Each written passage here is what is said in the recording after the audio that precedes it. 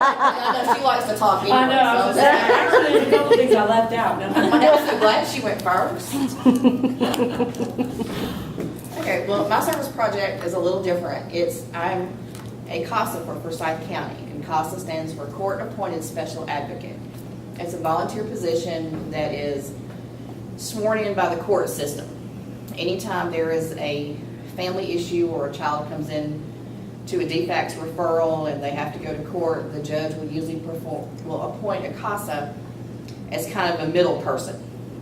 I'm the person that has contact with everybody in play, all of the counselors, the doctors, the schools, even the parents' counselors, just to make sure that everything that the judge says the family needs to do to be successful, they are doing. And I don't like make their appointments for them, but I give them the information and I give them resources so that they can be successful and they can do the things that they want to do. So in that position, I now have my first case because I just went through my training. You do a 30-hour training. I went 2 nights a week for 5 weeks and got my training. I got sworn in November. There was a big swearing in at the courthouse with the judge, and it's all fancy, and family comes, and you send out invitations. But I got my first case, and it's an educational neglect case that has been in the court system for 2 years, and they've just now appointed a CASA to this child. And the parents are divorced. Dad has remarried. He remarried one of the women he was having an affair with, who was a former stripper. But now she's a real estate agent going for her paralegal, and God only knows what else she wants to do. But my job is to take care of the child. I go to court and I speak for this child, this 13-year-old, and I tell the judge what he wants, that what he wants to come out of this situation. And right now what my child wants to happen is for his father to spend more one-on-one time with him, because the new stepmom has a 4-year-old who is not the dad's, but the dad seems to be putting this stepchild ahead of his biological child. And there's a lot of anger, and there's a lot of hostility, there's a lot of referring to counseling, and there's just a lot of frustration for me for this child. He's a great kid. He's not a behavior problem at school, he's not a behavior problem at home. He got into this situation as an educational neglect back in elementary school because of his grades, and because right after the divorce, his mom went through a really hard time. She didn't handle it very well. She turned to drinking, and so then there came in some absentee issues and that kind of stuff, and that's kind of how this all started.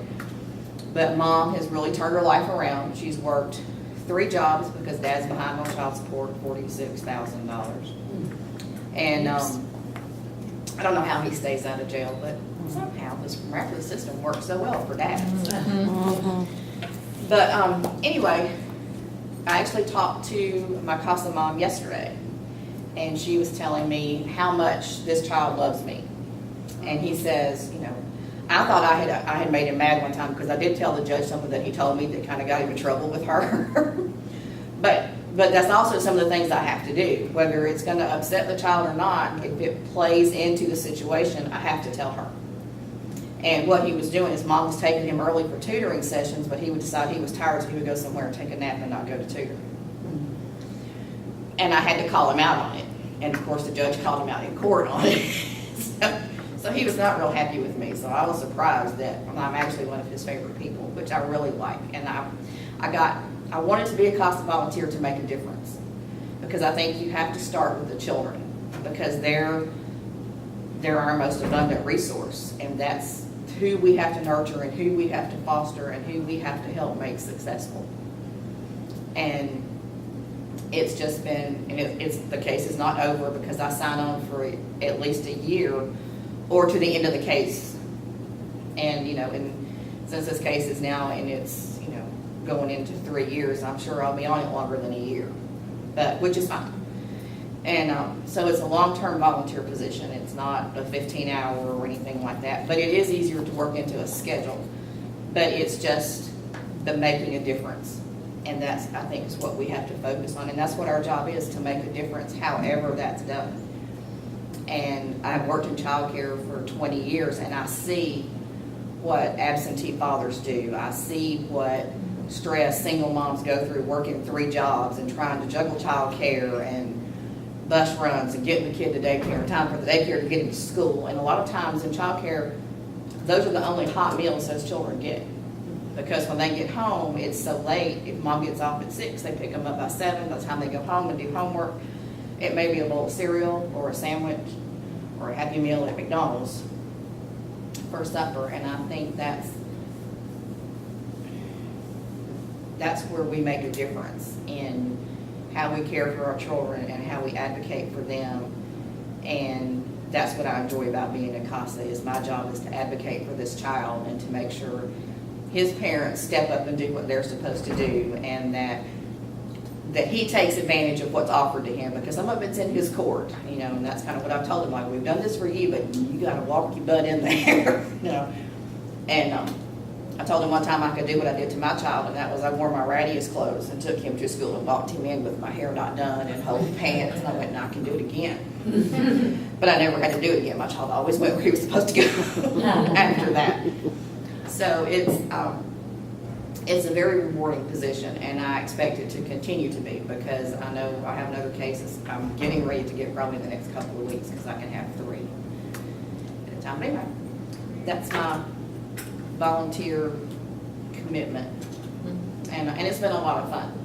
And the CASA training is a lot of fun, and it really actually plays into our social work, and it's a good way to get involved in the community and kind of get your foot in the door with what we do. Because that was another reason I was thinking, okay, I'm going to social work, I really want to do this, I'll be a CASA. And so I didn't want to do Fulton County because it's just so huge, and I didn't think there was any way I could work into it, but I'm not that far out of Forsyth County, so that's why I chose Forsyth, just because I'll be going against traffic all the time, and time-wise it was more feasible than Fulton County. But there's a big need for CASAs and for advocates all over the state. So I encourage you, as you're going through your social work program, think about that. You know, it's a 30-hour commitment in training, and then you have to do in-service training, but the counties provide that for you too. So it's a good chance to get your foot in the door in the social work program and make a big difference in a child's life.